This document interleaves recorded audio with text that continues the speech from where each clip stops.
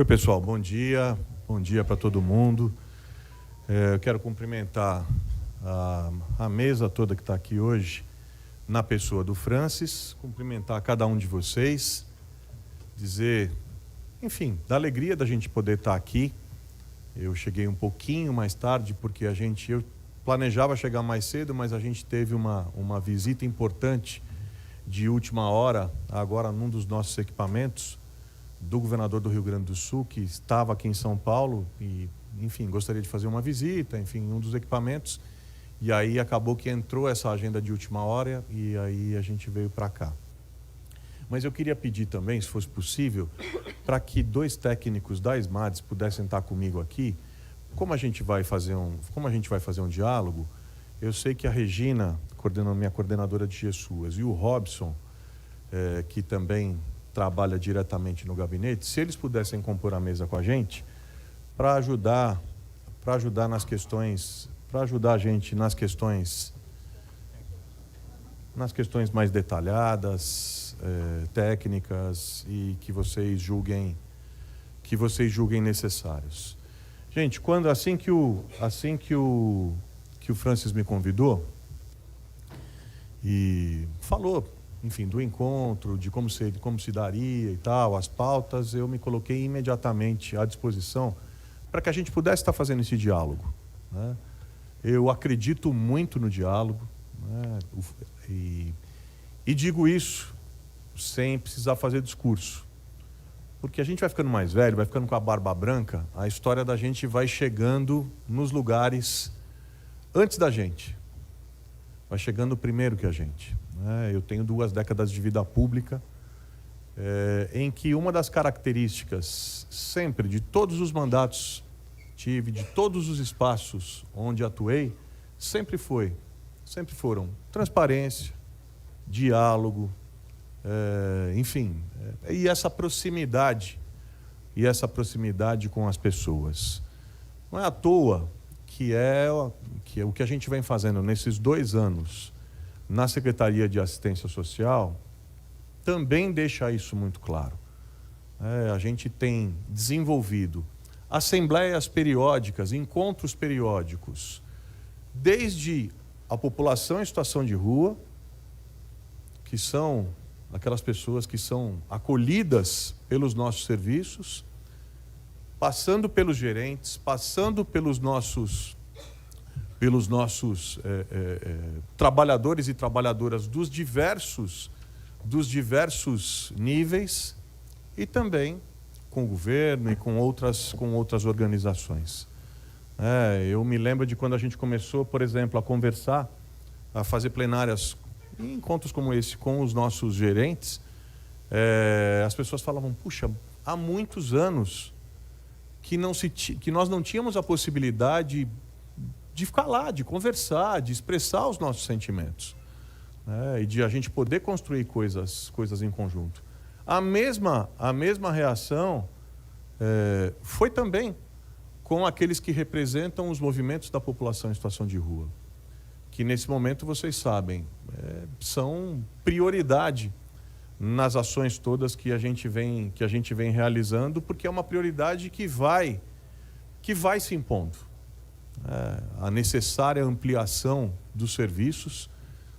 Nós tivemos um aumento em 2 anos de 148% no nosso número de leitos em 2 anos, enquanto a população em situação de rua, pelo nosso censo, aumentou 31%, nós tivemos uma ampliação de 148% no nosso número de leitos. Já chegamos ao ideal? Claro que não. Há uma série de aperfeiçoamentos a serem feitos? Claro que há. E como é que a gente faz isso? Conversando, dialogando, olhando nos olhos, falando o que precisa ser dito, nos respeitando e construindo os SUAS, fortalecendo os SUAS e construindo uma assistência social, que é a assistência social que todos nós queremos. Nós estamos, como eu bem previa, nós estamos num momento muito desafiador. Num primeiro momento da pandemia, os impactos todos se deram com suas consequências com relação especialmente à saúde, aos serviços da saúde, e o desafio maior era dos profissionais de saúde.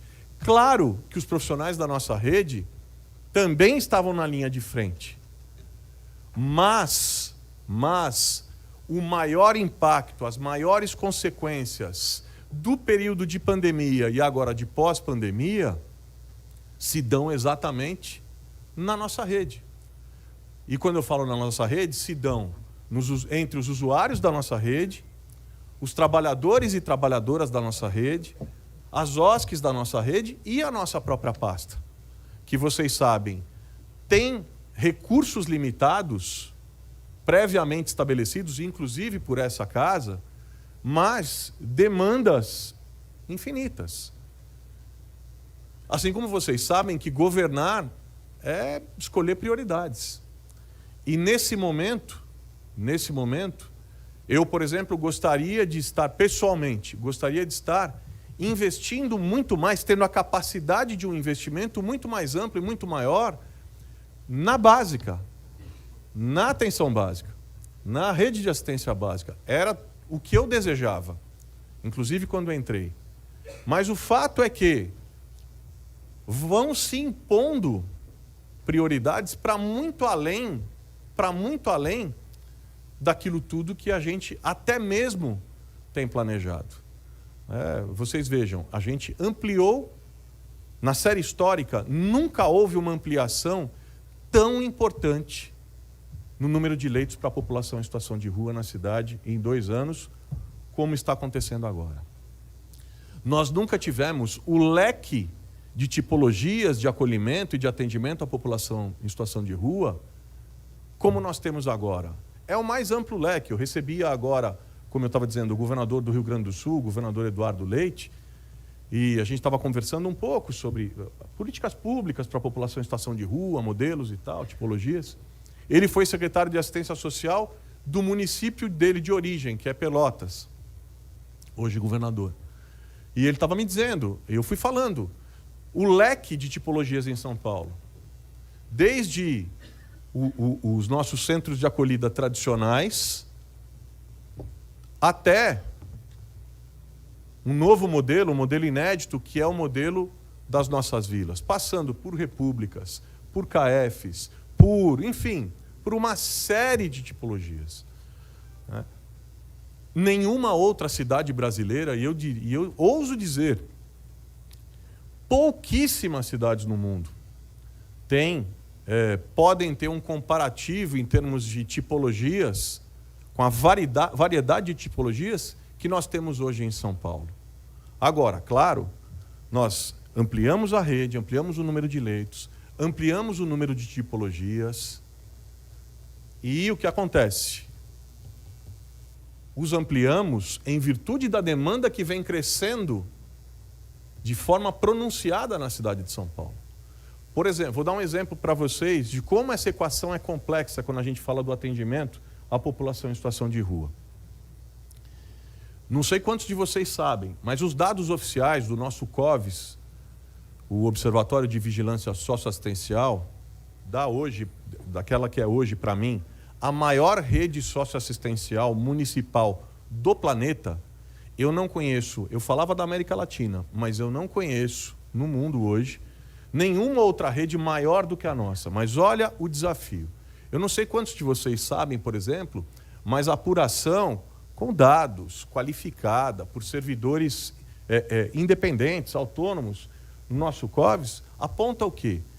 Nós estamos dando saída qualificada nos nossos 330 equipamentos para a população em vulnerabilidade e em situação de rua. Nós temos 1.050 pessoas tendo saída qualificada. São 1.050 pessoas com saída qualificada, 1.050 pessoas em situação de rua com saída qualificada por mês, todos os meses. Nosso número, o relatório do COVES nos apontou que entre janeiro de 2022 e setembro de 2023, mais de 18.400 pessoas tiveram saída qualificada da situação de rua na cidade de São Paulo. Isso é fruto do esforço do poder público, isso é fruto de investimento orçamentário da Prefeitura de São Paulo, isso é escolha, isso é priorização, isso é fruto do trabalho das organizações, aqui muitas delas representadas, e também do trabalho dos servidores e das servidoras que compõem essa rede. Nós temos esse resultado. Em contrapartida, nós temos estimativas, aí não são dados consolidados como esses que eu citei pelo COVES, mas nós temos estimativas que até 800 pessoas por mês estão vindo para São Paulo para estarem em situação de rua. Se vocês observarem, aliás, eu sou um secretário com uma característica muito clara, que vocês devem já ter notado. Eu sou um secretário, claro, que tenho presença no gabinete, na gestão, na coordenação da minha equipe. Sou uma pessoa que eu ouço, antes de qualquer decisão, eu me balizo muito ao ouvir meus técnicos, respeito absoluto aos técnicos da assistência social. Claro, a última palavra, a última decisão é sempre do secretário, é sempre de quem está na cadeira. Mas eu nunca tomei e não tomarei nenhuma decisão sem a baliza, sem a referência do meu corpo técnico. E o desafio que tá posto aí para nós, que nós estamos debruçados, é que nós temos uma equação extremamente complexa, em que, por um lado, a gente vai ampliando como nunca antes na história da cidade, a gente amplia a rede de acolhimento para a população em situação de rua. Eu estou falando só de um tipo de serviço, né? Ou dos serviços para a população em situação de rua inseridos na rede, só para em tom introdutório aqui na nossa conversa. Mas a gente ampliou o número de leitos como nunca antes, a gente ampliou o número de serviços, nós estamos desmontando e reordenando serviços que antes eram serviços críticos, como, por exemplo, o Zaquinarche, que passou anos sem qualquer intervenção, teve problemas sérios, porque chegou num momento em que tinha 500, 600 pessoas no serviço, é inviável. Chegou a 800, está me dizendo aqui o Francis, é verdade. Quer dizer, é inviável sob o ponto de vista de gestão administrativa e sob o ponto de vista humanitário. Se a gente está falando em humanização dos serviços, é inviável você ter um serviço como aquele. Nós desativamos aquele serviço, a exemplo do que fizemos também na Água Rasa, com o CTA 11, com 600 pessoas, e dividimos em 3 serviços, mesmo enfrentando interesses políticos locais contrários, mesmo enfrentando fake news, mesmo enfrentando o oportunismo de um tanto de outros, que joga contra qualquer ampliação do número de serviços da rede. Vocês sabem como é que funciona? Aliás, uma das coisas que eu vi como nunca na minha vida, é que a mesma invisibilidade a que é submetida a população que vocês atendem, muitas vezes as mesmas violências, as mesmas grosserias a que é submetida a população que vocês fazem um atendimento, que eu não estou na ponta, mas me incluo nisso. Aliás, eu estava dizendo que eu sou um secretário que tem por característica a presença nos serviços, o diálogo próximo, o acompanhamento de equipes dos nossos CEAs, do amparo nas ruas, a visita aos serviços, a escuta com todo mundo. Eu não sou secretário que falo o que penso da minha cabeça, o que eu acho da assistência. Não vivo a assistência de uma Torre de Marfim. Eu vivo a assistência junto com vocês. Eu sou uma liderança que acredita nesse modelo de proximidade, de escuta, de estar perto e de entender o que está acontecendo na ponta. Mas o que a gente vai percebendo é que essa mesma invisibilidade a que a população a qual nós atendemos, vocês atendem, é submetida às mesmas violências, a mesma grosseria, a mesma desumanização, é a qual, e a mesma desvalorização, é a que atinge vocês no atendimento da ponta. Ou estou errado? É a mesma que alcança vocês. E não é simples, gente, porque nós estamos lutando contra uma cultura. Não é simples. E um dos desafios quando eu cheguei foi recolocar a assistência social no patamar que a assistência social sempre mereceu ter. Sempre mereceu ter. A assistência social hoje se senta nas mesas decisórias com todas as outras secretarias mais pesadas, de igual para igual. A população hoje tem uma percepção da assistência social, do trabalho de vocês, do nosso trabalho, de forma diferenciada ao que tinha há 2 anos atrás. Mas atingimos tudo o que queremos? Atingimos o ápice? Não. Como eu estava dizendo, amplia-se a rede, ampliam-se os serviços, ampliam-se os espaços, ampliam-se os leitos, e tem um desafio enorme, que é o mesmo desafio, por exemplo, que está sendo feito com os centros de acolhida, 500, 600, 700 pessoas. Não dá, aquilo é inviável. Você tem que ter no máximo 200 pessoas, reordenar, fazer 2, 3, para ter um atendimento muito mais próximo. Isso significa o quê, gente? Isso significa que ao invés de se pagar 1, pagam-se 3, às vezes 4. É um investimento totalmente diferente, né? Então,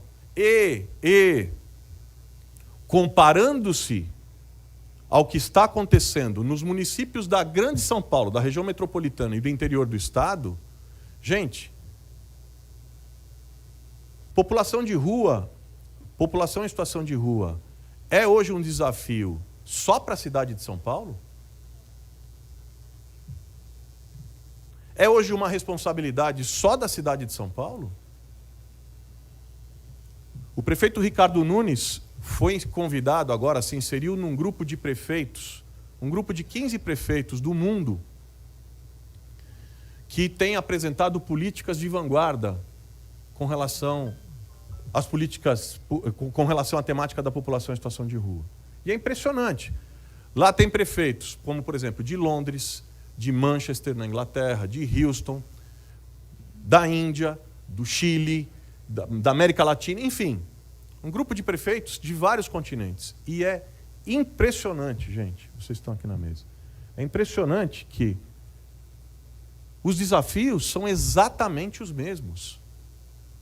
Não há metrópole mundial hoje, e no nosso caso uma megalópole, que não esteja enfrentando esse desafio como prioritário. Que, aliás, é um desafio que tem que ser enfrentado, tem que ser visto localmente e enfrentado globalmente. Agora, só estou dando um exemplo. Nós temos aqui em São Paulo 330 equipamentos, nas suas mais variadas tipologias. Desde equipamentos para a população em situação de rua específicos para... São Paulo é a única cidade no país que tem equipamentos específicos, por exemplo, para a população LGBTQIA+. Nós temos casas específicas, espaços específicos de acolhimento para homens trans, mulheres trans, população LGBTQIA+, em seus variados recortes. Nós temos equipamentos específicos, uma das únicas cidades do mundo que tem equipamentos específicos para imigrantes. Nós somos a única cidade brasileira que se organizou para acolher, por exemplo, afegãos. No auge do incremento do fluxo migratório dos afegãos, São Paulo em 48 horas se preparou e nós temos hoje um espaço, um CAE lá na Penha, com 220 afegãos. Não é simples. E por que eu estou falando tudo isso? Porque, assim, as demandas da cidade, elas vão se impondo, especialmente numa cidade que acaba sendo um polo atrativo, sob o ponto de vista econômico, porque muita gente ainda vem para cá na expectativa e no sonho do Eldorado. Em São Paulo eu vou encontrar um emprego, uma nova possibilidade de vida, E outros, eu não sei aqui, quantos aqui trabalham com serviços ligados à população em situação de rua? Levanta a mão, só para ter uma ideia, por favor. Só para ter uma ideia, nós estamos mais ou menos meio a meio, os outros serviços mais variados. Mas assim, o que a gente percebe, eu tenho feito, toda semana eu sempre acompanho as equipes de abordagem, ou visito algum centro de acolhida. Gente, é impressionante, de cada 5 pessoas que eu mesmo abordo, 4, atualmente, 4 são de fora de São Paulo. Está aqui o Lucas, que está sempre também me acompanhando, que não me deixa mentir. 4 fora de São Paulo, e a maioria deles há menos de 6, 7 meses em situação de rua em São Paulo. Ou seja, aí você olha, o que está acontecendo? Dá um pulinho, estava falando que eu acompanho as equipes de acolhimento, dá um pulinho, por exemplo, lá no Tietê, eu ia falar rodoviário, não, o terminal rodoviário Tietê. Fica lá no final de tarde, começo de noite, só observando. Vocês vão ver, gente, a quantidade de pessoas chegando sem ter qualquer lugar para onde ir. Vamos para a situação de rua. E São Paulo não se furta a sua vocação, que sempre foi de uma cidade acolhedora. Aliás, todos nós aqui, eu, por exemplo, eu sou filho, neto e bisneto de migrantes e imigrantes. Minha família é uma salada só. Tem português, espanhol, alemão, indígena. O meu avô era cearense, o outro do lado de lá, italiano, enfim. Quer dizer, nós somos, a gente ainda está falando o melhor do sangue nordestino. Eu sou casado com uma pernambucana. Enfim, essa cidade ela tem uma vocação de acolhimento. Não dá para a gente fugir disso. Agora, isso tudo tem um impacto na rede. Isso tudo demanda um planejamento constante e um planejamento com flexibilidade. Porque se nós temos 330 equipamentos voltados para essa população, gente, cidades do entorno, cidades ricas, como São Bernardo do Campo, por exemplo. Quantos equipamentos tem em São Bernardo?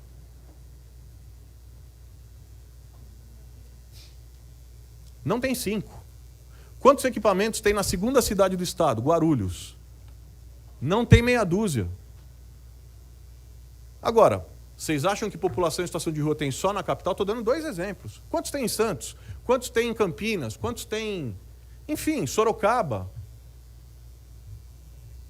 Nós estamos diante de um desafio imenso, ao qual nós estamos respondendo. Eu vou encerrar minha fala aqui, introdutória, que é uma fala é uma fala que tem 2 aspectos. Primeiro, o aspecto de reconhecer os avanços que nós estamos conquistando e que eu citei aqui a vocês. Porque a gente não pode cair também no pessimismo muitas vezes, inclusive desqualificado, que não coaduna com a realidade. Aquele pessimismo que é só o pessimismo de reclamar e dizer não acontece, não tem, não vai, não... Não, peraí, calma. Se a gente olhar nesses 2 anos, em todas as áreas dentro da assistência, nós tivemos avanços. Então, assim, primeiro aspecto é reconhecer os avanços. E ao reconhecer os avanços, partilhá-los com todos aqueles que fazem parte da nossa rede, porque ninguém conquista avanço de maneira sozinha. E eu não tenho nenhuma vocação messiânica, nem nenhuma pretensão messiânica nesse sentido. Eu tenho um compromisso o qual eu mantenho, de quando eu entrei na assistência. Meu compromisso sempre foi: conheço as dificuldades da assistência, conheço as limitações da assistência, mas no dia em que sair, o meu compromisso é trabalhar para que entregue uma assistência social em melhores condições para quem vier me suceder. Para quem vier me suceder. Porque no poder público é assim que a gente faz. O poder público funciona como uma corrida de revezamento. A gente vem, cumpre o nosso papel e entrega para o outro melhor. Inclusive, tenho dito para a população em situação de rua, o patamar de dignidade que nós temos atingido no oferecimento de soluções para a nossa população em situação de rua, tem um impacto claro, gente. Aliás, tem dois impactos. O primeiro é que a gente subiu a régua da dignidade no acolhimento. E isso começa a pressionar todos os serviços, pressionar positivamente todos os serviços, para que a gente suba a régua. E o segundo impacto é que esse é um caminho sem volta. Venha quem vier depois, com essa conquista histórica de dignidade para a população em situação de rua, sabe que tem a responsabilidade de avançar daqui para cima na régua da qualidade do serviço, na régua do respeito àqueles que se utilizam dos nossos serviços, ao cidadão, à cidadã, na régua do respeito também aos nossos servidores e às nossas servidoras. Enfim, gente, enfim. Por um aspecto é o reconhecimento, que eu acho que é importante. Diálogo se faz assim, reconhecendo o avanço e colocando na mesa o que pode ser aprimorado, o que pode ser melhorado, como pode ser feito e como é que a gente pode construir isso juntos. Porque isso a gente faz juntos.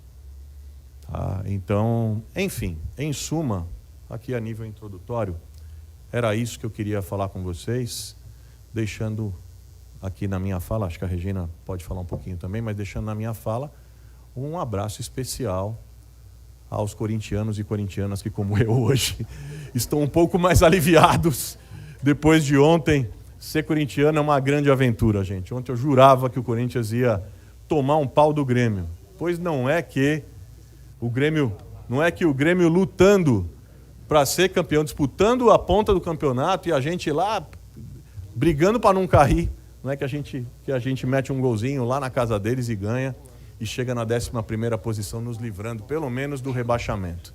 Enfim, gente, obrigado pelo carinho, pela acolhida, estou aqui absolutamente aberto para ouvir vocês agora.